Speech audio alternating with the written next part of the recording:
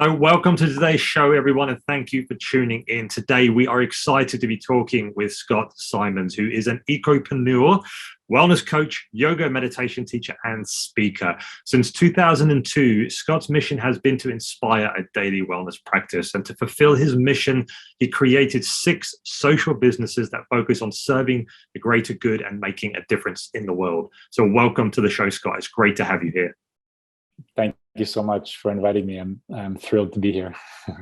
I'm very excited to have this conversation with you today, just because you're a man of many talents, and I think this conversation is going to be very powerful and very, very interesting for obviously ourselves, but the listeners as well. So before we jump into all of that, do you want to just give us a bit of a brief intro from your own perspective, like who you are briefly, where you are in the world, what you're up to?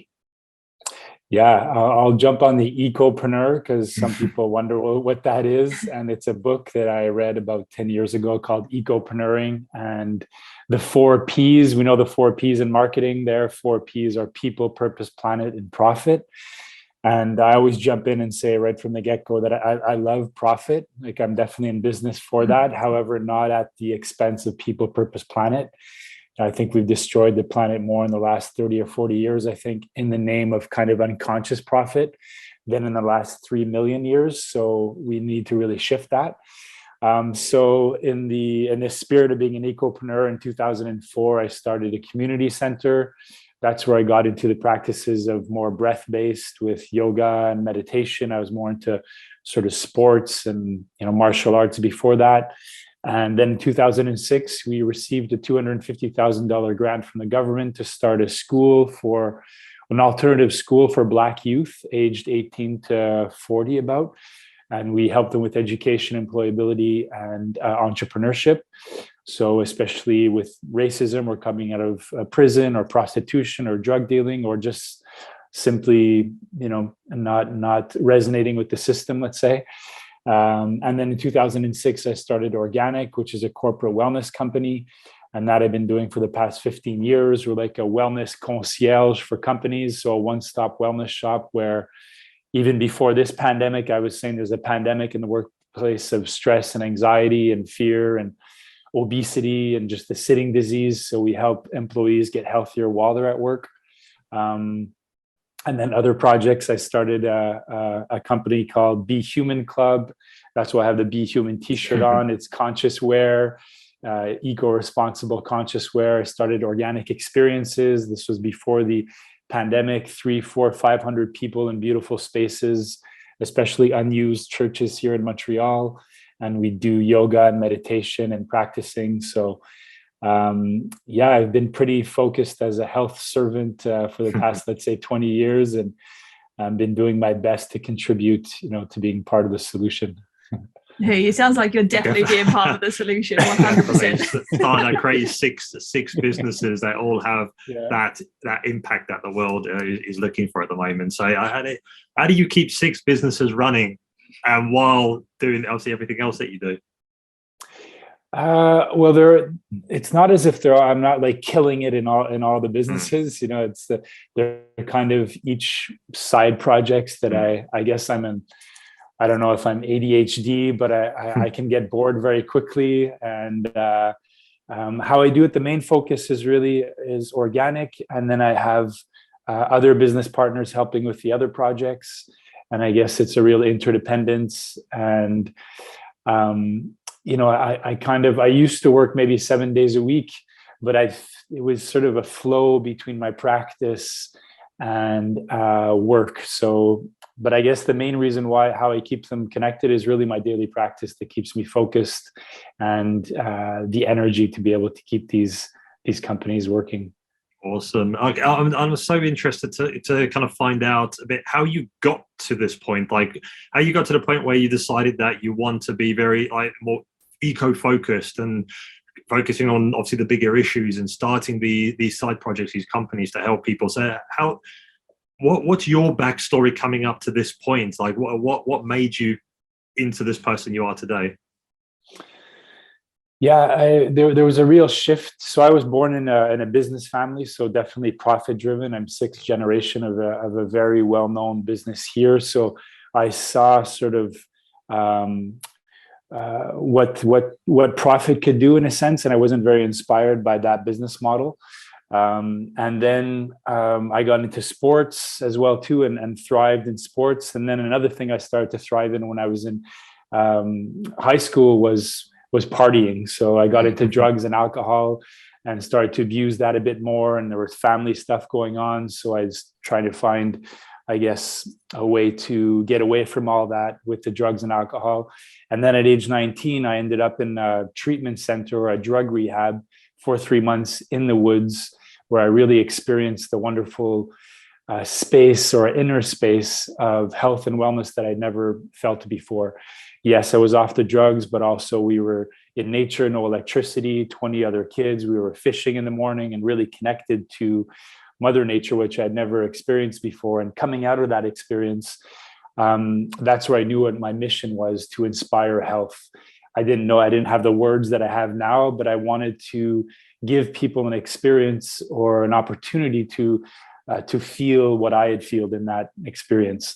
So from that point on, that's when I knew that I wanted to promote health and wellness and become more and more of a practitioner and inspire people to practice daily.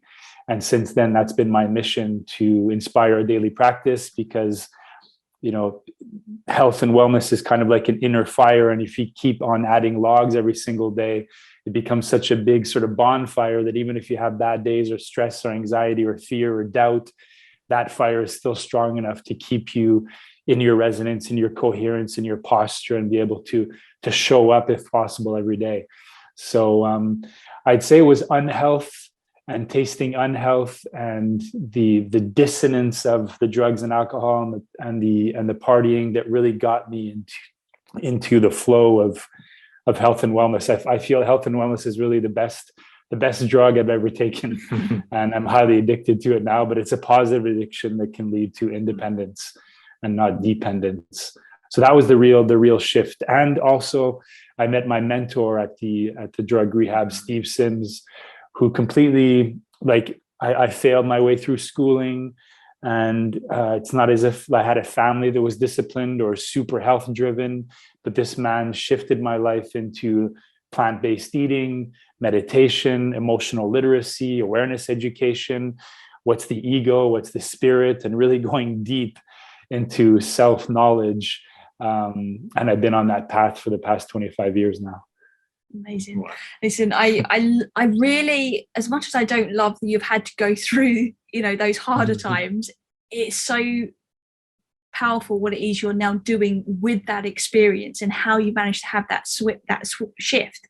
And I would really like to touch back on something you mentioned where you was introducing yourself earlier, is that before this pandemic, you noticed the kind of corporate stress pandemic. And we talk a lot about that outside of corporate as well, right? It's like we think it's one of the biggest issues. You know, the statistics tell us that, and it only gets worse unless we start paying attention now. And what's fantastic is that you've obviously had a really strong mentor that's helped to guide you through that, and now you're obviously having a massive ripple effect in your own businesses and your own life, and just showing up as you are. So I'm really curious to know, is how does the stress and anxiety piece fit into what you do today?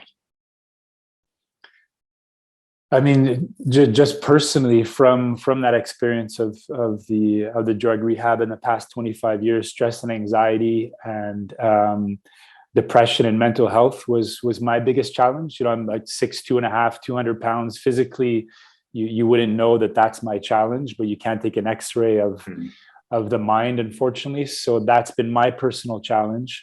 But if we're coming back to corporations, you know, since I went into corporations in 2006 until now, I'm fascinated by how people are disconnected to the sophistication of the human body.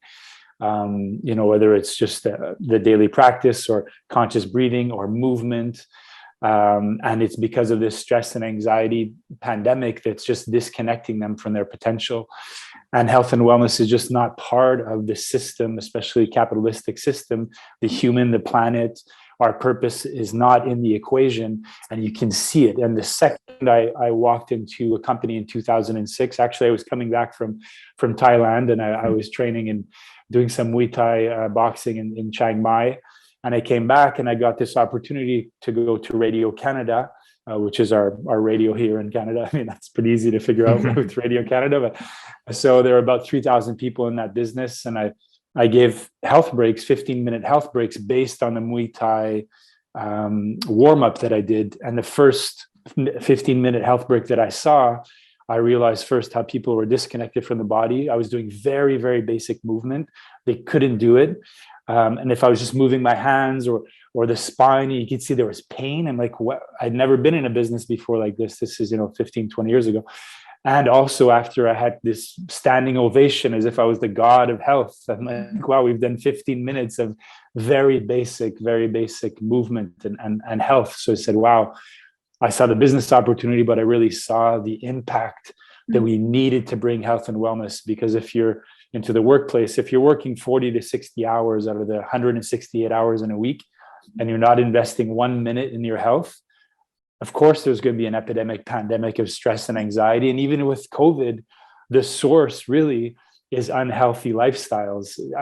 It's COVID, of course, is there, and it is killing the outliers. But the main thing is unhealthy people that are simply, unfortunately, and the source is laziness, procrastination, snoozing, not being proactive, reacting to life, and not making the very simple, not easy, but simple effort daily to take care of your health. And that's the main responsibility at the moment, is that individually we take care of our health so we can become healthy collectively, but people just aren't doing it. And I'm fascinated by the resistance to the daily practice. It blows me away. It's a mystery to me. It's interesting you sharing your corporate experience. I remember, and I won't actually say the country because they don't like that on the podcast. We'll get kicked back for that. Doing really, it was just a talk. It was just an introductory session. Was going down there doing some health checks. Just really educating on nutrition, a little bit about movement and these kinds of things. Real simple stuff. And I thought I'd throw it out there. Just, a big group of people, about 100 people it was. I said, okay, who here thinks they eat the healthiest?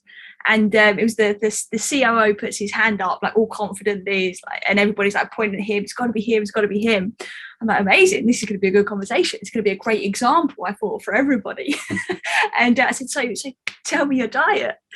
And no, what about? So he skipped breakfast with no thought attached to it, no real reason for skipping it, just that he's too busy. It's not important. Yeah, not necessarily intermittent fasting, let's say. No, it wasn't exactly. A strategy. Correct, exactly. He would have a form of takeout, again, I won't say any names, and then he would have another form of takeout for dinner, pretty much the worst of the worst that you can imagine. And they all thought he was the healthiest person. And I was like, oh dear, we've got a lot of work to do. So I could just resonate with that shock and awe when you see that, because I mean, for us, fortunately, we've always kind of been into wellness and into health, and we've not always been the best in terms of like our own well-being. We've had our own journeys too, but the reality is that what we were seeing being in this wellness space is that the issues that people come to you with pain, whether it's issues with their moods, whether it's their mental health, they're struggling, there's always a root of some kind of stressors that are existing underneath all of those symptoms, the things that they're coming to you with. That's not the issue. I think so many people really get stuck in trying to fix what's going on the surface level rather than get to the core of the issue. And it sounds like you really do that with your daily practice. So I'd be curious to know more about that. Mm-hmm. Yeah, it's so much came up just in what you said. I saw a stat the other day: 5% of North Americans exercise 30 minutes a day. And that's pretty much the stat that I see in companies. About 95% of the employees are disconnected from the sophistication of the body.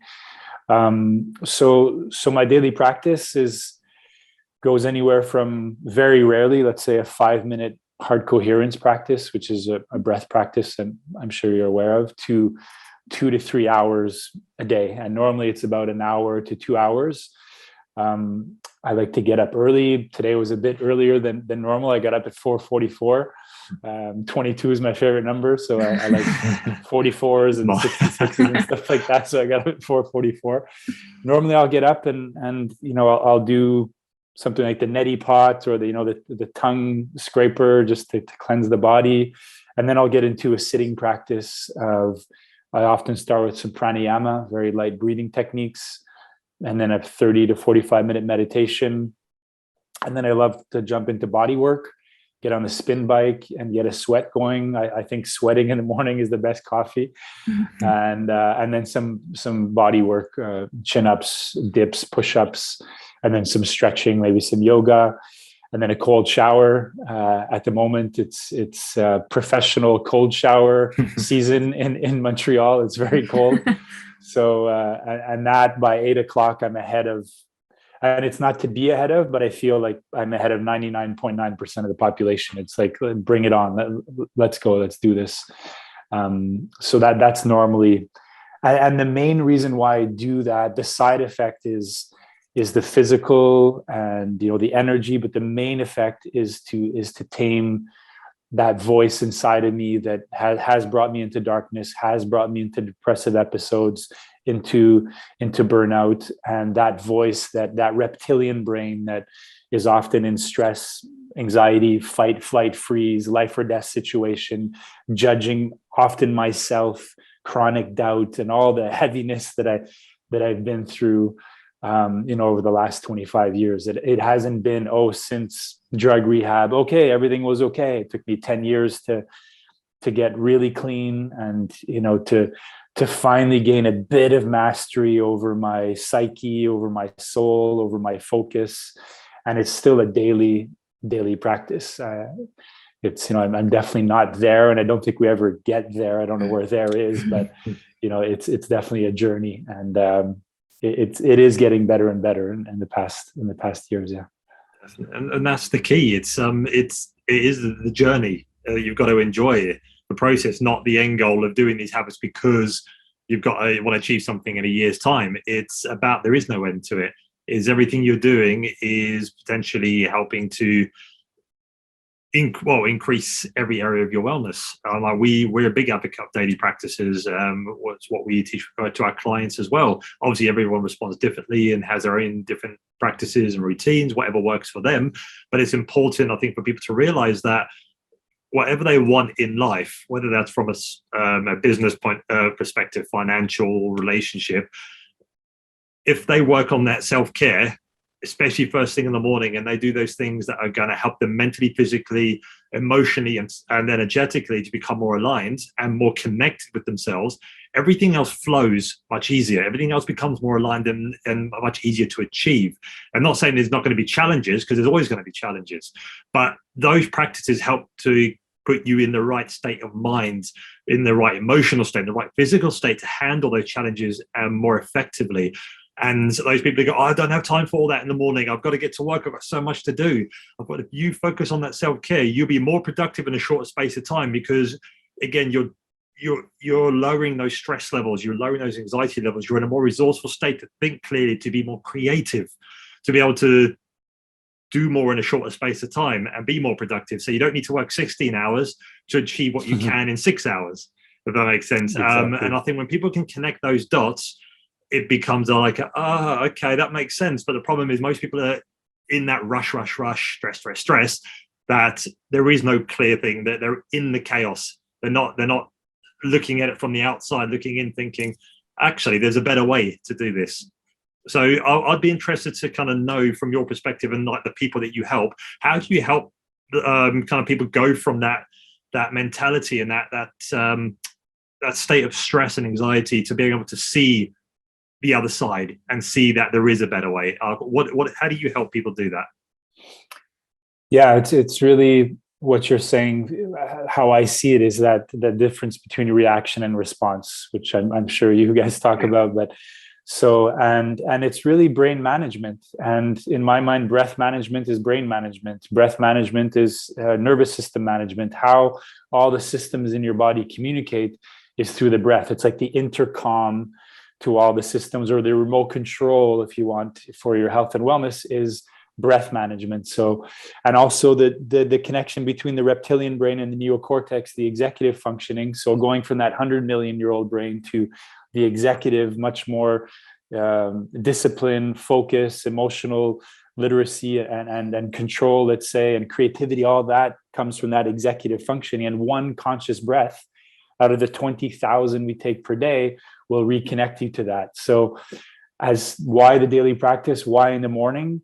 If you want to have a reactive day and react to everything that's going on, just get up, go to the bathroom, have your coffee, put something really dark and in yoga we say tamasic, an acid into the body. I have nothing against coffee, but I just don't feel it's the first thing that should go in. It should be something more like water or lemon water, and you get alkaline and you're cleansing the body. And then you're starting already to respond to life. But if the first thing you do is you get up and you press snooze, I don't know if you know Mel Robbins, the 5-second rule. Have you heard of the 5-second rule? Yes. So in those 5 seconds, if after 6-7 seconds you're pressing snooze, you're going to have a snooze day. You're going to have a reactive day. However, if you do start to breathe consciously, you get into that response, and response is responsibility. And you have responsibility on your day. You have the ability to respond. So of course there's going to be chaos, and you have the kids, and you have, clients and emails and stuff. But now, are you responding to it? Are you doing Aikido with it, and using the energy like almost against it? Or are you just, taking it in and keeping it inside and getting cortisol and adrenaline going up, and you're sitting for 14 hours a day, which is probably the average now with COVID, and you're like a little time bomb. And then you take the third or fourth coffee, and then you're not sleeping well that night, and you're getting up and snoozing, and then you lead to chronic pain or depression, anxiety, and even, unfortunately, suicide. We have in our clients, we had 3 suicides in the last year in our corporate clients. We're really starting to see the major side effects of this disconnection to the human body, this unconsciousness, and this addiction to the comfort zone, and to systems that are just simply archaic and no longer serving us. And we need to get out of that. But there will be fear. Of course, the mind's going to say no because it's protecting us. But the only way we can get there is by discomfort and embracing the discomfort, and getting into that growth and that expansion that we all need to do. And it's right there inside of us. It's just waiting. Yeah, absolutely, for sure. We always talk about the response ability, right? Like if we go back to language just teaches us everything we need to know. If we're intent on the linguistics we're actually interacting with, but that sense of responsibility, like you said, it gives you such an ability. Like I find it very hard to describe, but it's just a level of resourcefulness that I'd never experienced until I really started to pay attention and be intentional in creating my own life experience. And like you said, though, it can be quite scary to just think about that. So what would you say to somebody, like, in terms of the best place to start that might be less scary, maybe a little, just a tiptoe out of the comfort zone rather than a complete jump into the danger zone? I used to give people a 22-day plan. Once again, sort of that theory of 22 days, even though they're realizing that the time isn't really what changes habits. It's more frequency. It's more the repetition. Mm-hmm. I used to give people like 5 things to do: push-ups, squats, journaling. And now I've come down to very, very basic, because I realize the resistance to the daily practice is so strong. You have to go very gently. I give them 3 times a day, 3 conscious breaths. So, which is about 3 minutes maximum out of the 1,440 minutes in a day. It's 9 breaths out of the 20,000. So there's no way the mind can say, I can't do it. Yeah. And really, I'm starting with the breath, and it's not the goal after 22 days to become the best breather on the planet. It's 9 times a day, or 3 times a day, the 3 times 3, let's say, that you're stopping and being proactive. That voice is going to kick in. It's going, no, do it later. You breathed earlier, or whatever it is. And it's to 3 times a day. It's to start to tame that voice, and kind of like a dog. It's like sit, heel, I'm the master. That reptilian brain can be a great servant, but it's an awful leader. So it's sit, heel, thank you for this information, I'm the master. And it's 3 times a day going to that training for the mind, and hopefully it'll turn into, after 22 days, a habit. They'll start doing it 10 times a day. And then eventually I'd get into some form of nutrition, some form of movement, and gently getting them the way people get addicted to drugs and alcohol. If you can get addicted to cigarettes, let's say, you can get addicted to health. But nobody started with one pack of 25 cigarettes on the first day, or else they'd say, well, how crazy is this? So really, really start slow, almost like a drug dealer in a sense, but a positive addiction. Here you go. Start with the breath. Feel what it's like to take conscious breaths. Wow, it actually affects my posture. It affects my focus. I have more energy. Oh my God. And then you start with something else. And then eventually a year later, they're climbing a mountain, or they're taking a yoga teacher training, and they're like, how did this start? How did this happen? Well, you gently got addicted to health. And if I can just jump in too on the etymology of words, there's a word that's a beautiful word, conspiracy. And conspiracy often means something, doing something behind people's back, but con means with, and spirare means to breathe. Conspiracy means breathe together. So that's another word kind of that. So that would be at the solution of, like, we need a real conspiracy, people coming together, breathing together.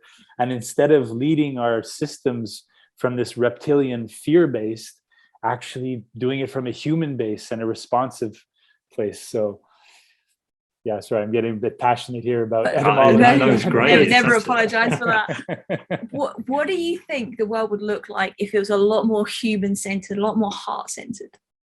Oh man, thank you for that. And that's why I started the Be Human Club. For about 5 years, I wanted to put Be Human on a T-shirt, and people were like, "What does that mean? Don't do it." So I got into doubt, and then at one point I'm like, fuck it, I'm just doing it. I put Be Human on a T-shirt. Then we have Be Love, we have Be Peace, we have Be Joy. But Be Human is the one that's the most remarkable, which means people will make a remark. I'll walk down the street, somebody will give me a thumbs up, or somebody will say, "What does that mean?" And I'm like, exactly, what does it mean? So at the moment, I'd say it's very clear that there's been way too much yang and extreme of male energy and infatuation with the male energy, and it's gone way too far into violence, racism on the planet, on women, on other races, and that's cool. Okay, good stuff. But now we really need to bring the pendulum more to the more feminine, the more yin. And I'm not saying male, female. Yoga has really got me in touch with my feminine side, and I've actually never felt so manly, let's say, by connecting to my female side. So it's not to go to the opposite extreme, swing the pendulum, but of course we want to be in the middle place. But at the moment, Be Human for me is being vulnerable. It's joy, it's peace, it's empathy, it's compassion, it's acceptance. It's healthy dialogue. It's seek first to understand before being understood. I think that's habit number 5, I think, in 7 Habits of Highly Effective People. It's remembering that we're 99% exactly the same, and that 1% difference is actually beautiful. It's not a cause for polarization or war. It's a cause for growth and for harmony and learning. Human for me, if you look at the 7 blue zones in the world, the only real thing they have in common is not nutrition, it's not geography, it's not this, it's not that. The only thing is community. So community, come union, like a union of us coming together and sitting in silence. I'd probably start in silence and just come back to the breath until we really come to a super beautiful space of coherence, a nice frequency, a nice resonance where, and we know this with heart coherence, the heartbeat is 3 to 5 meters around us. And when you get into that frequency of 0.1 hertz, of heart coherence, everybody would be in that space. And then from there, we can look at the problems and say, how can we respond to this? How would you do this, Mike? How would you do this, Janet, or whatever? Even like China, US, like, how come we can't just sit down and talk like human beings and mature people? And the solutions are right there waiting for us, So that would be what being human would be for me. Brilliant. I absolutely love it. I really do. It's interesting you talk about heart-mind coherence. This is one of the things we talk about with our clients. We talk about an energy bubble, that imagine that we're all walking around the world in our own energy bubbles. And if our one isn't taken care of, we become very vulnerable to other people's energy. And often we're not really owning our space and our resource. So we really focus on helping people to build up that energy bubble, right? To come in coherence with that heart and mind. I'm curious to know, how do you encourage people to do that? Well, it comes down to self-knowledge. The second you've lost control over your emotions, as I mentioned, breath management is brain management. And this is scientifically proven. This is like woo-woo and stuff. Of course, we know the mind can affect the brain. Like, you can think of a stressful situation and right away your heart's going to go up. But they've figured out that with this heart coherence, 100 times more powerful is the frequency of the heart with the mind. So it's to get people to experience with those 3 times 3 breaths per day in that minute. What does it feel like? Okay, what does it feel like to start to respond to life, then react? And then when they're going to, for example, the meditation practice, when you're sitting in meditation, that's the practice. But when you get off the mat is when you play.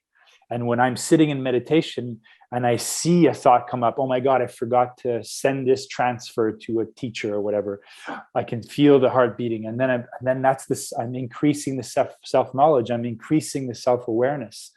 And one of my teachers would say, Scott, you must match your awareness with your discipline. If you're too aware and not disciplined enough, you become what he would say, like schizophrenic, just analysis paralysis. If you're too disciplined and not aware enough, you become too rigid, kind of like, I don't know, the carnivore diet. And not to, I don't know why I took that, because now maybe you'll say, but just like, I have to eat meat every single day. I'm not saying that's the bad thing, but it sounds a bit rigid, let's say. Yeah. Or you have to do 500 push-ups every single day and it's only push-ups. And then you got this huge chest. And you're like, oh my God, how did that happen? Yeah. Well, because you didn't have the awareness enough. Yeah. So in my mind, with people, if you're too much in your mind, where the whole entire world is at the moment, this analysis paralysis, and so much analysis paralysis, we're not even taking any action. If you feel the mind is taken up, increase the discipline. So if I'm stuck in my mind, get on the spin bike for 45 minutes and connect to the human body, or go for a walk. Come back to the wisdom of the body.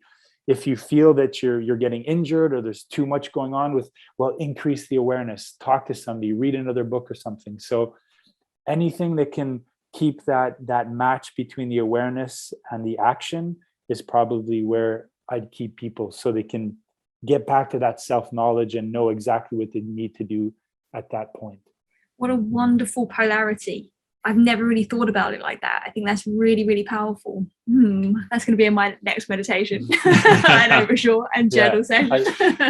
I know it right away. When my mind is going off a bit, it's like, Scott, get back into action, get back into something that brings you back to the simplicity of the body. The body knows exactly what to do, but that reptilian brain can really get you off the path very quickly. Yeah.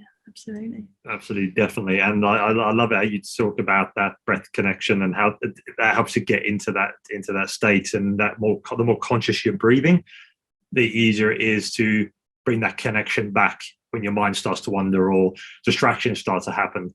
Because obviously by consciously breathing and focusing on your breath, that again brings your focus back to the present. And that is just so powerful, because it's something we do with clients a lot. And when they first start to breathe consciously and they start, I can feel my heartbeat, I can hear my heartbeat, I feel this warm feeling running through my body. I thought, yes, I said, that's always been there. Problem is, you've been so focused on the external, you forget how to feel internally. And that's just so powerful. If people can just sit with themselves for a couple of minutes and breathe and just notice all the sensations their body is giving them, I think they'll start to have a deeper appreciation for that connection, and start to realize that, there's so much more to my body than just this physical vessel that goes to work every day, comes back, and that's pretty much about it for most people. It's it's funny, I heard you say earlier when you was describing something, you said like about remembering. The way you said it, I know you meant it as like remember rather than remember. Exactly. Yeah. But the reality is when people come back to their center, to their heart, to their body, to any sensation, that's just when they come back to their senses, we remember ourselves, right? We and I think that's something that a lot of our clients, I know for sure, have found quite fascinating, is that they actually had all of the answers and all the resources and everything they ever needed. It was there all along. Yeah, I often say, that I'm a fan of biofeedback, and I love, of course, all the data you can get, from the Whoop and the Apple Watch, and everybody's so addicted to it. And then I say, really, the best biofeedback is close your eyes and listen and watch. The body's going to tell you exactly what to do. And am I dehydrated? Just go to the bathroom. If it's fluorescent yellow, then you're dehydrated. You know what I mean? The body, so you don't need, of course, these things are fun. I'm not dissing them. Yeah. But we're so disconnected from that. And it's just waiting for you to stop and listen. And it'll tell you exactly what's going on. And for example, the breath, the inhalation is the sympathetic nervous system. So if you're inhaling more, that means the body's asking for energy. The exhalation is the parasympathetic nervous system. So if you want to relax, or if the body needs to relax, you can just watch the breath. It's like, wow, okay, my exhalation is longer than the inhalation. My body's asking for relaxation. But people don't do that. And it's right there, 20,000 times a day. You can practice that. That's why I really like what you said earlier when you was talking about moving people into action with the three breaths, is the stop part. Right? Is because we're so busy running around chasing our tails in life, and we have to just pause.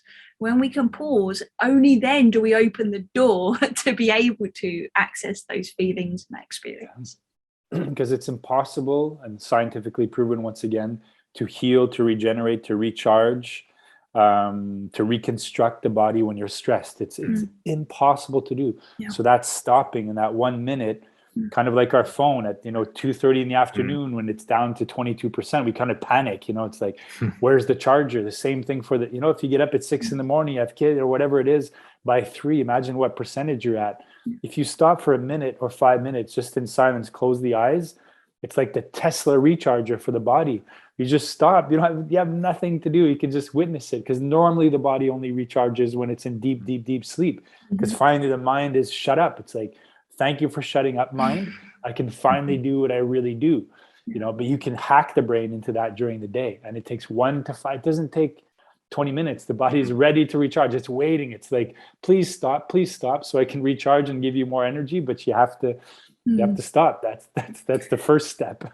One of the most powerful things I think that I've learned, and I would say recently in the last year or two, is that slowing down is actually the fastest way to get anywhere. And totally agree. It's a game changer. Just slow down. If anything, hurry slowly. Exactly. My teacher would say that. Hurry slowly, Scott, because I was so stuck in that go, and need to work harder and have to work on Saturdays. Can't do this, can't do that. And that's really a trap, and it's such an illusion. Yeah. So I definitely agree with that. Definitely. I want to take this conversation to the other end of the kind of wellness spectrum, when people are doing that work on themselves. They're doing the personal work. They're overcoming their stresses, and they're able to become more aligned mentally, physically, emotionally, energetically. And one thing we've noticed with our clients, and why we kind of currently do what we do now, is that when they do that work themselves and they start to ask that question, they start to want to contribute more in life. And we got inspired by our clients to focus on that kind of message of, when we are healthy and well, we can become a force for good. We want to do more. We want to make a difference in the world. So I'll be interested to know what you feel is kind of like the main causes out there, from your perspective, your opinion, that really need our focus right now in the world. Well, the main one, and I did the Al Gore client leadership training in 2015. So that's been on my heart and mind and in my world since. Not as if I'm like a proactive, I do my bit, but the most urgent thing would be once you're getting into that state of, okay, how can I be of service? How can I contribute? I jump right into climate change somehow. It would be that's the first question I'd ask if I was talking to some young person, wondering where to go in life. And then I'd say, the healthier you're going to get, the more you're going to want to support, but also the more attractive you're going to be, not in terms of the law of attraction, just sit there and everybody's going to come to you, but you're going to start to see things differently. You're going to start to see opportunities. You're going to start to want to support other people, but also you're going to inspire other people, and they're going to come to you and asking questions. How did you do this? How did you do that? So, for example, like, how did I end up starting a school for Black youth? As you can see, I'm definitely not Black. I'm the Scottish descendants, and I'm as white as can be. However, I came into this ghetto, and my heart just opened up, and I saw the racism. I could feel the disconnection from opportunity, and we just started the school. Same thing when I went up to northern Quebec with the Inuit. I call it a modern day genocide. How we're treating the Inuit. We forced them out of nomadic lifestyle into sedentary, and everything that goes with this system when you push it onto people. So I think your heart opens up, and then there's a cause that just you connect with so deeply that you cannot not do it. And it doesn't matter what the money is. It doesn't matter what your parents are saying. It doesn't matter they think you're crazy, but there's a deep knowing inside. That there can be a lot of noise around it, but there's a deep knowing inside that's like, this is it, Scotty. Just show up. Continue to show up. 80% of the practice is showing up. Continue to show up. I would echo that even more. Is the showing up. That's the bit. When we show up, and when we show up with an open heart, anything can change. And I think that's the powerful thing, is when people can recognize that their heart is open and it's really connecting to an issue that means something to them. That's the people we need working on that stuff. Right? Yes, you can care about things. Like, we care about all of the big global issues, of course, like like most people do. But the reality is like we're not experts in all of those things. However, what we can do is we can wave a flag for health and well-being, and make sure that people are operating at their best, so they can then go have that ripple effect. And obviously that's just kind of our story, but other people, it might be kids, like you opening a school, it might be education, it might be poverty. There's so many things. I think if people just listen, they'll find what that thing is to get that knowing. Yeah. And the important thing is to show up when you don't feel like showing up. That's when I've always found the gems. When I didn't feel like going into corporate, because it can be really tough to go into these corporate cultures that are just, you can just feel that if you're a bit hypersensitive, like I'm hypersensitive, so I walk into these companies and you can just feel the heaviness, or the Black community, or the Inuit, as I mentioned. And a lot of times I'm like, Scotty, I don't feel like doing it. But yes, that's when you need to go. That's when the magic happens. So the showing up is vital. Yeah. Absolutely. And I just want to say it's been so fun speaking with you, and like time has just flown by, and we do have to unfortunately end this at some point. But exactly. I know we could carry on for hours. So what I want to start to kind of wrap things up, I just want to ask you, you've given so much great advice already, and especially your advice about those 3 conscious breaths throughout the day. But is there any other practical advice, even just one piece of practical advice you give someone who's listening, but they're struggling with stress and anxiety and in their well-being? What would you say to them, and why? My teacher, Steve, would say walking through the forest at night alone is really, really scary. But walking with one other person that you trust, of course, or love, you're laughing the whole time, or, it just reduces the fear by 87%, let's say. So if you want to get onto this path of self-discovery and awareness education and emotional literacy and health and wellness, it's not an easy path. It's a simple path, but simple does not mean easy. And I'd say, don't walk alone. Get an accountability buddy, join a community, join a men's group, a women's group, whatever it is, something, of course, proactive, and people that will challenge you on, Scotty, did you get up this morning? Oh no, I didn't feel like it. Unless there's a really good reason, there aren't too many reasons why it's not good to get up and do your practice. So that would be my probably biggest advice, coming back to that community. But start with one person that you really trust in, that you can call any time of the day, at night, and start to log your practices as well too, because logging the practices can become a reward in itself. So that would be the other one, I guess, is rewards. Remember to reward yourself and have fun. Play is so key, and we're forgetting that health is part of play. Like, health is so much easier than unhealth. Yes, there's a practice. The practice can be tough, but the rest of your life is going to become so much better. Like, I still resist probably 85% of the practices. Like at 4:44 this morning, there's part of me that didn't feel like getting up, but the benefits for the rest of my day are priceless. So remember to play and find a health buddy.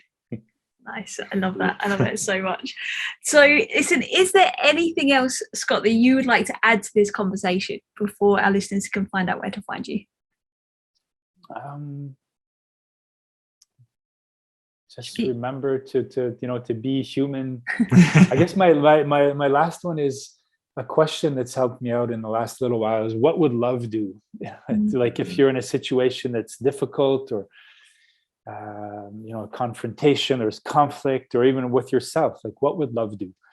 And I think if we all came back to that, what would love do, it would be a very, very different world. So maybe I'd leave with that. What would love do?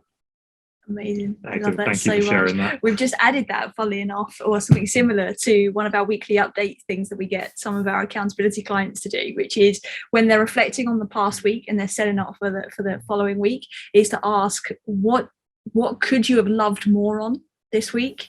Like, and often it's obviously those challenging things. It's like, I could have loved on that instead of complained about it, judged it, hated it, and so on. And then obviously same question that you just asked for the following week. And it's really interesting, because there's points where people are like, what does that even mean? And then that takes you down a whole nother rabbit hole, which is a podcast for another day, I think. Sounds good. Thank you for this great questions. Good conversation, and I'm honored and feel very privileged to have had this conversation with you. Thank you. So before you leave us, Scott, tell our listeners where they can find you if they want to know a bit more about you, what you do. I'm quite active, I'd say, on Instagram. I don't have I'm not an influencer. I don't have 50,000 followers, but so that would be at Scott Simons Inc. And then the website for organic is beorganic.com. That was the source of all the be human, be love, be organic. And then even my email, scott@beorganic.com. I'd love people to email me and get into a conversation, or ask any questions, or challenge me, or get into healthy dialogue. I'm always open to that. Awesome. We'll definitely put all those links in the show notes as well, so it's easy for people to find you. Super. Thank you so much for coming on today. It's been an absolute pleasure. We can feel your energy all the way from where you are in the cold. But we honestly, it's a great conversation. It's lovely to be able to connect with somebody that's on the same page. Definitely feels very aligned. It's just refreshing. And I really hope that our listeners take away a lot from this episode. I'm sure they will. Thank you so much. And remember to breathe deep. Yes.